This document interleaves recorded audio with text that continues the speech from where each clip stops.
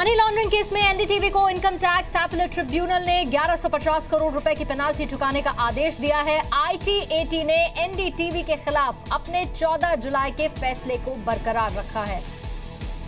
ITAT ने अपने फैसले में कहा है कि एनडीटीवी के प्रमोटर डॉक्टर प्रणव रॉय और राधिका रॉय ने मनी लॉन्ड्रिंग की और मनी लॉन्ड्रिंग के लिए नीदरलैंड में एनडीटीवी की सहयोगी कंपनियां बनाई।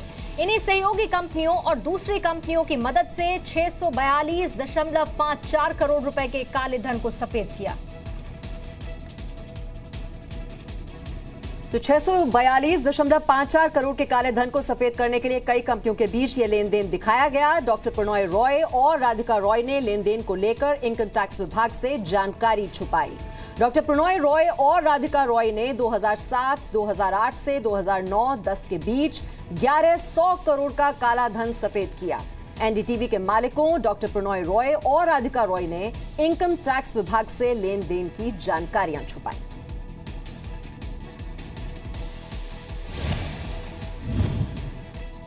मनी लॉन्ड्रिंग मामले में शिकंजा कसने पर एनडीटीवी के मालिक प्रणव रॉय ने आरोप लगाया था कि उन्हें जानबूझकर निशाना बनाया जा रहा है।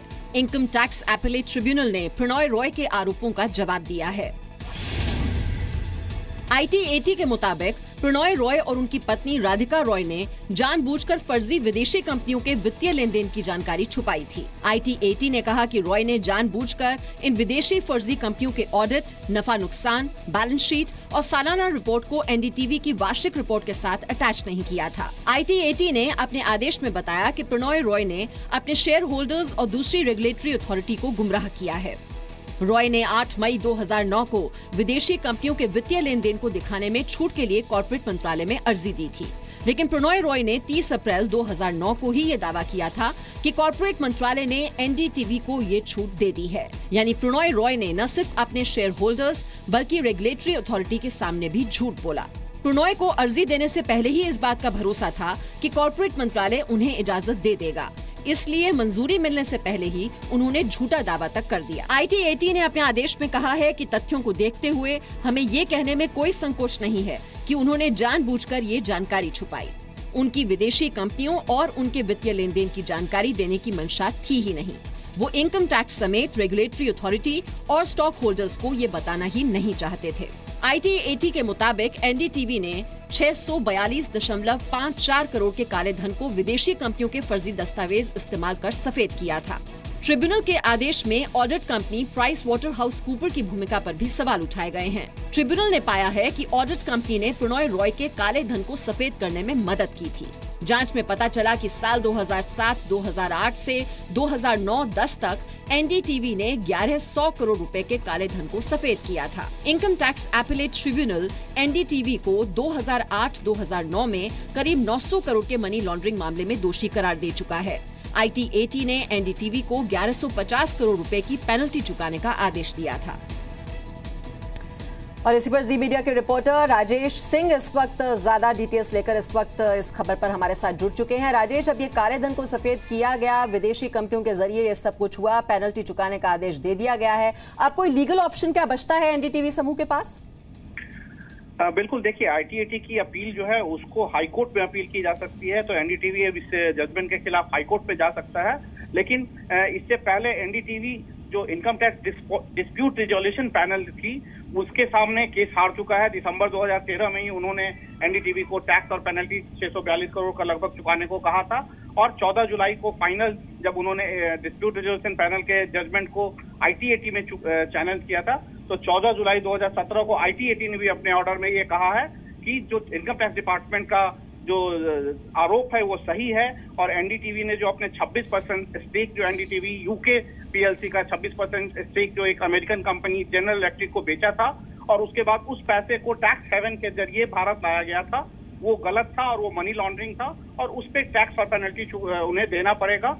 तो वो ये जजमेंट आ गया है और अब एनडीटीवी चाहे तो इस जजमेंट को हाईकोर्ट में अपील में जा सकती है। बिल्कुल, और इसके साथ ही ये भी जानकारी राजेश मिली है कि ट्रिब्यूनल ने अपनी पूरी जांच में ये भी पाया है कि जो ऑडिट कंपनीज थी उन्होंने भी डॉक्टर प्रणव रॉय की मदद की इस मनी लॉन्ड्रिंग को छुपाने के लिए।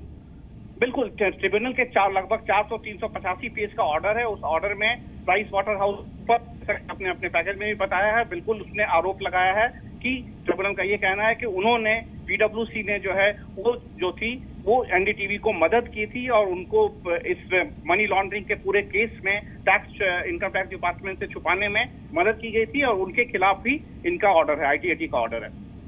जी, तो अब ये राजेश, ये जो 1150 करोड़ रुपए हैं जो पेनल्टी चुकाने का आदेश दिया गया है, ये देना ही पड़ेगा, भले ही हाई कोर्ट में अपील की जाएगी, लेकिन अब इसके लिए कोई रास्ता है क्या, कोई और? देखिए, अब ये हाईकोर्ट पे जाके एनडीटीवी स्टे मांग सकती है कि जो ट्रिब्यूनल का ऑर्डर है 1150 करोड़ देने का, उस पर पहले स्टे लगाया जाए और बाद में मामले की सुनवाई की जाए। तो ये अब हाईकोर्ट के विवेक पर, हाईकोर्ट पे एनडीटीवी क्या अपील करता है, हाईकोर्ट इस केस को कैसे सुनती है, इस पे डिपेंड करता है। लेकिन 2 बार इनकम टैक्स डिपार्टमेंट में, और जो आईटीएटी होता है वो भी मैं आपको बता दूं कि ये लॉ मिनिस्ट्री से डील होती है, इसकी फाइनेंस मिनिस्ट्री या इनकम टैक्स से डायरेक्टली कोई लेना देना नहीं है। जो अर्लियर जो बॉडी था डिस्प्यूट रेजोल्यूशन पैनल, वो इनकम टैक्स डिपार्टमेंट का एक हायर बॉडी होता है, लेकिन इनकम टैक्स अपीलीट ट्रिब्यूनल होता है वो फाइनेंस मिनिस्ट्री से नहीं रेगुलेट होता है, वो लॉ मिनिस्ट्री से उनका ये होता है। तो ये एक इंडिपेंडेंट बॉडी माना जाता है, ये क्वासी जुडिशियल बॉडी होती है, तो इसका जजमेंट जो है वो फुल एंड फाइनल होता है। लेकिन ऑब्वियसली इस जजमेंट को एनडीटीवी चाहे तो हाईकोर्ट में अपील कर सकती है और हाईकोर्ट इस पे आखिरी फैसला ले सकता है, उसके बाद सुप्रीम कोर्ट भी जाने का उनके पास राजेश, बिल्कुल ये लीगल ऑप्शन जरूर हैं, लेकिन ऐसे में 2 चीजें और हैं। एक, जब ये पूरा कालेधन का ये मामला चल रहा था, कालेधन को कैसे सफेद किया जाए, इसमें ये भी आईटीएटी ने कहा है कि मीडिया की आजादी पर हमला तो बताया ही पूरी तरह से, जो पूरी तरह से गलत है, आईटीएटी ये कह रहा है। और दूसरी तरफ जब ये मनी लॉन्ड्रिंग का पूरा मामला चल रहा था, कालेधन को सफेद करने की कोशिश की जा रही थी, तो उसमें मीडिया का बैकअप, यानी कि अपनी ऑर्गेनाइजेशन का बैकअप भी प्रणव रॉय ने लिया।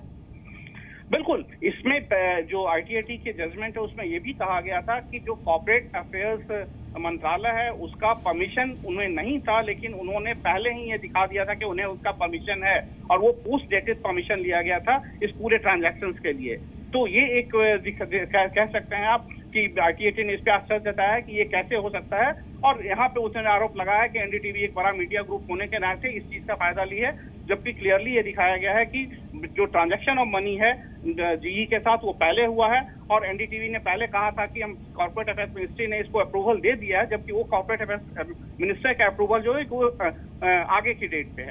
जी, यानी कि जो कॉर्पोरेट अफेयर्स मंत्रालय से भी जो सही जानकारी है वो छिपाई गई, इनकम टैक्स डिपार्टमेंट को भी सही जानकारी नहीं दी गई, तो ये जांच में सभी बातें सामने आई हैं। इससे बहुत बड़े ये सवाल निशान यहाँ पर खड़े होते हैं इसकी पूरी वर्किंग को लेकर।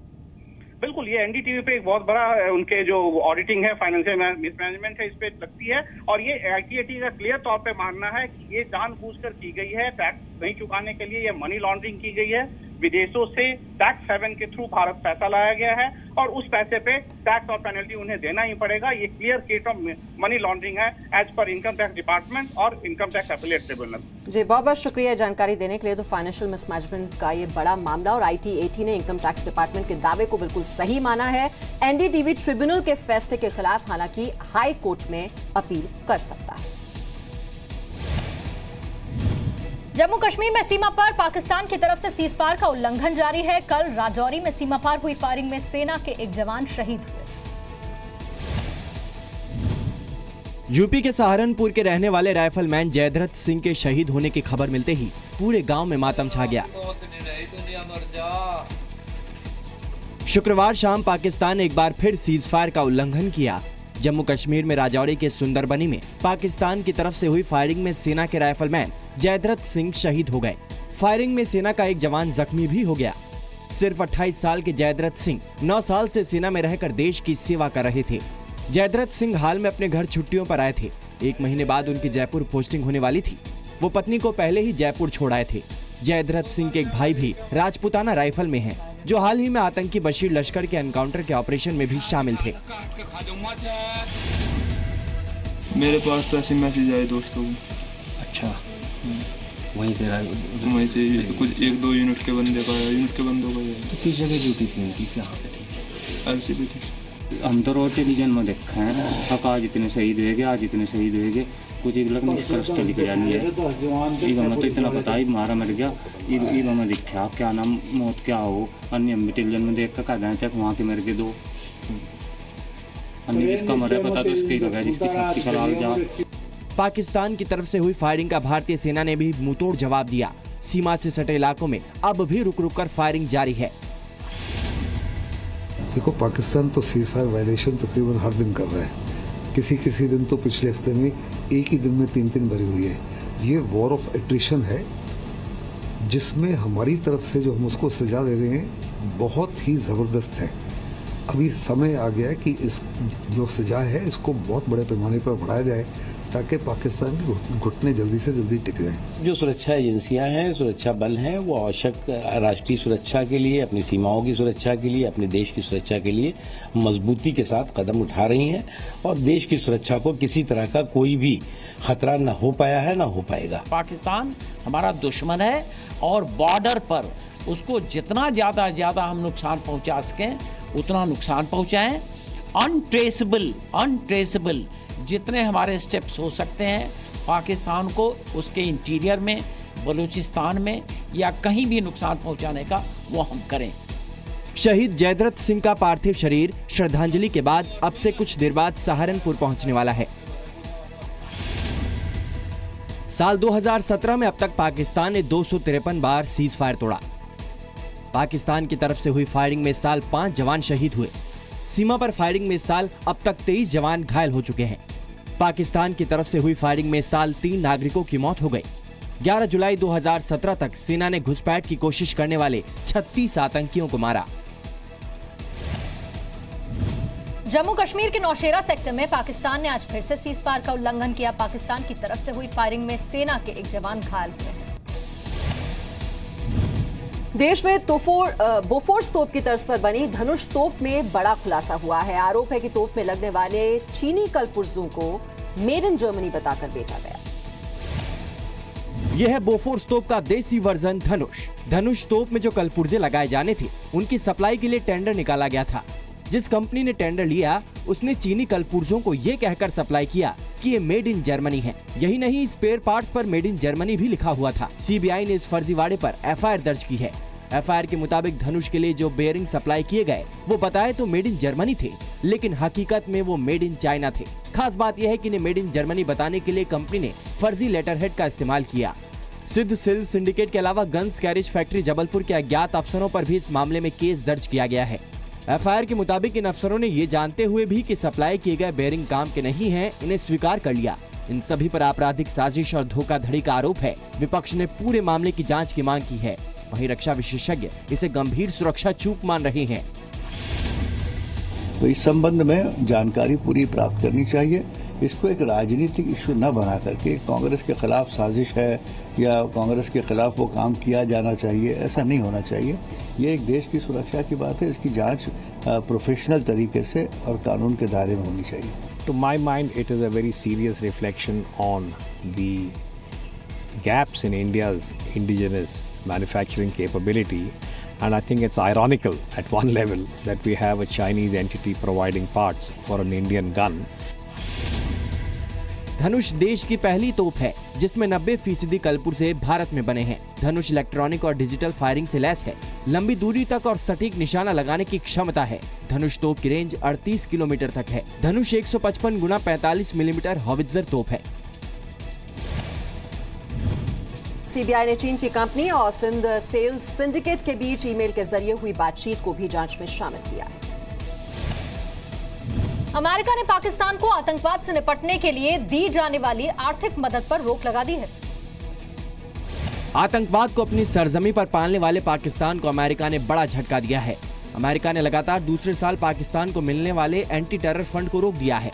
अमेरिका ने पाकिस्तान को 35 करोड़ अमेरिकी डॉलर यानी करीब 2250 करोड़ की आर्थिक मदद रोक दी है। पाकिस्तान के आतंकवादी संगठन हक्कानी नेटवर्क के खिलाफ कोई ठोस कदम नहीं उठाने पर अमेरिका ने ये फैसला किया है। अमेरिका के रक्षा मंत्री ने कांग्रेस से कहा कि पाकिस्तान ने हक्कानी नेटवर्क के खिलाफ उचित कार्रवाई नहीं की। इसके बाद अमेरिका ने मदद रोकने का फैसला किया है। हालांकि अमेरिका के रक्षा सचिव ने यह साफ किया है कि यह फैसला ट्रंप प्रशासन का नहीं बल्कि पहले से ही पाकिस्तान को लेकर चली आ रही नीति का हिस्सा है। अमेरिका ने लगातार दूसरे साल पाकिस्तान को एंटी टेरर फंडिंग पर रोक लगाई है। इससे पहले अमेरिका पाकिस्तान को उन देशों की सूची में डाल चुका है जो आतंकवादियों को सुरक्षित पनाह देते हैं। के माने साफ है कि यूनाइटेड स्टेट्स का जो अब वो जिस नज़रिए से वो पाकिस्तान को देखते थे वो बदल रहा है और इसमें हमारी डिप्लोमेसी की भी एक सक्सेस है पर ये जो अभी मामला है हक्कानी ग्रुप का, ये अफगानिस्तान से रिलेटेड है। ये बेसिकली कैंसिल हुआ है क्योंकि पाकिस्तान ने हक्कानी नेटवर्क के अगेंस्ट कोई भी एक्शन नहीं लिया हुआ है। तो ये अभी इस पूरी दुनिया को, अमेरिका को समझ गया है कि पाकिस्तान एक आतंकी राष्ट्र है, तो इसके खिलाफ सख्त से सख्त एक्शन उठाने चाहिए और भारत ने इस अपॉर्चुनिटी को अच्छे तरीके से कैश ऑन करना चाहिए। 2016 में करार के मुताबिक पाकिस्तान को अमेरिका से आतंकवाद से लड़ाई के नाम पर 90 करोड़ डॉलर मिलने वाले थे।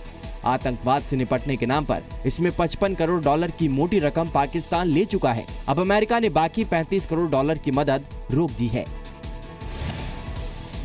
अमेरिका ने कहा है कि अफगानिस्तान में सक्रिय तालिबान और हक्कानी नेटवर्क के खिलाफ पाकिस्तान कोई भी एक्शन नहीं लेता है। देश के नए राष्ट्रपति के शपथ ग्रहण समारोह को लेकर आज फुल ड्रेस रिहर्सल की गई। ये तस्वीरें भारत की शान राजपथ की हैं। देश के नए राष्ट्रपति के शपथ ग्रहण समारोह को लेकर तैयारियां जोरों पर है।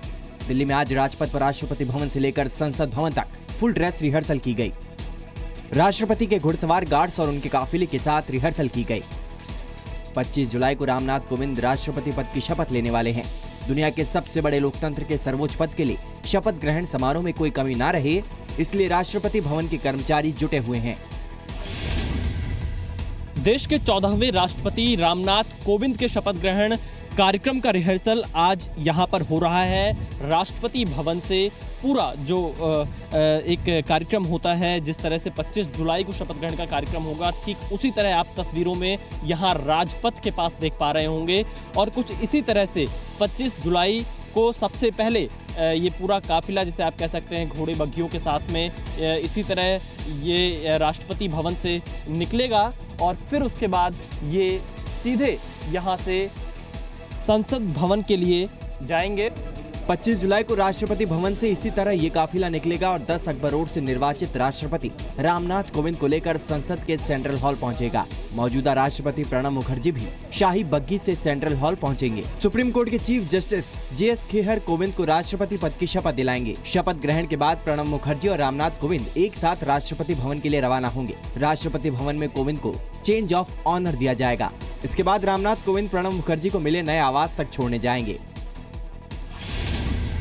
राष्ट्रपति चुनाव में रामनाथ कोविंद को 65.65% वोट मिले थे। कोविंद ने विपक्ष की उम्मीदवार मीरा कुमार को 34.65% मतों से हराया था। भारत के राष्ट्रपति बनने वाले रामनाथ कोविंद दूसरे दलित राष्ट्रपति हैं।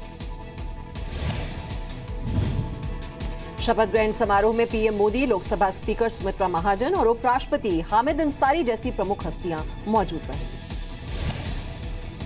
प्रधानमंत्री नरेंद्र मोदी आज राष्ट्रपति प्रणब मुखर्जी की विदाई में डिनर देने वाले हैं, जिसमें कई बड़ी हस्तियों के साथ ही बिहार के सीएम नीतीश कुमार भी शामिल होंगे। नीतीश कुमार ने अब से कुछ ही देर पहले कांग्रेस उपाध्यक्ष राहुल गांधी से मुलाकात की। मौजूदा राष्ट्रपति प्रणब मुखर्जी को विदाई देने के लिए आज दिल्ली के हैदराबाद हाउस में डिनर का आयोजन किया गया है। पीएम की तरफ से होने वाले इस रात्रि भोज में कई हस्तियां शामिल हो रही हैं, जिसमें बिहार के सीएम नीतीश कुमार भी शामिल हैं। डिनर में शामिल होने के लिए नीतीश कुमार दिल्ली पहुंच गए हैं। इस दौरान नीतीश कुमार की पीएम मोदी से अनौपचारिक मुलाकात भी हो सकती है। हालांकि जेडीयू ने इस मुलाकात को बिहार में चल रहे सियासी घमासान से अलग बताया है। राष्ट्रपति श्री प्रणब मुखर्जी का आज फेयरवेल डिनर, जो प्रधानमंत्री द्वारा हैदराबाद हाउस में दिया जाना तय है, उसी में शिरकत करने के लिए श्री नीतीश कुमार जी दिल्ली आ रहे हैं। आज 4 बजे उनकी मुलाकात हो रही है और इसके अलावा उनके कई कार्यक्रम हैं। आज महामहिम निवर्तमान राष्ट्रपति के फेयरवेल में भी वो शामिल होंगे। तो इस क्रम में राहुल गांधी जी के साथ भी उनकी मुलाकात का कार्यक्रम 4 बजे शाम को तय है। बिहार में आरजेडी से दूरियों के चलते आज के डिनर में पीएम और नीतीश की होने वाली मुलाकात पर सबकी निगाहें हैं। भ्रष्टाचार के मामले में डिप्टी सीएम तेजस्वी के खिलाफ एफआईआर दर्ज है। एफआईआर के बाद से ही नीतीश पर तेजस्वी को हटाने का दबाव है। लालू और आरजेडी तेजस्वी के इस्तीफे नहीं देने पर अड़े हैं। तेजस्वी इस्तीफे मामले पर आरजेडी जेडीयू में जुबानी जंग जारी है। छोटा राजन के शार्प शूटर खान मुबारक को यूपी एसटीएफ ने लखनऊ से गिरफ्तार किया है। आरोपी के पास से पुलिस ने बड़ी संख्या में असलहा भी बरामद किया। हथियारों के इस जखीरे के साथ गिरफ्तार खान मुबारक गैंगस्टर छोटा राजन का शार्प शूटर है, जिसे बड़ी वारदात से पहले यूपी की स्पेशल टास्क फोर्स ने गिरफ्तार किया है। गिरफ्तार आरोपी दाऊद के जानी दुश्मन जफर सुपारी का भाई है। जफर छोटा राजन गैंग के लिए देश भर में शूटर्स का नेटवर्क तैयार करता है। कालावड़ शूटआउट में हमारे भाई वही साहब का मामला था वो, और जो भी संबंध हम लोगों के कभी रहे छोटा राजन से रहे, उसके अलावा हम लोगों ने किसी के अंडर में कभी काम नहीं किया। पुलिस के मुताबिक खान मुबारक जमीन की खरीद फरोख्त में लगा हुआ था और यहाँ किसी व्यापारी को लूटने की फिराक में था।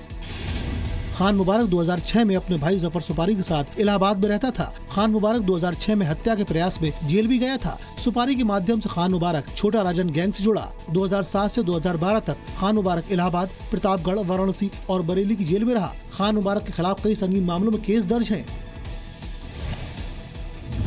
खान मुबारक पिछले 3 सालों से अबू सलीम के भी संपर्क में है और वो हर पेशी पर उससे मिलने भी चाहता था। फास्ट एंड फैक्ट्स में फिलहाल आज के लिए इतना ही। देश और दुनिया की तमाम खबरों के लिए आप जी न्यूज़ देखते रहिए।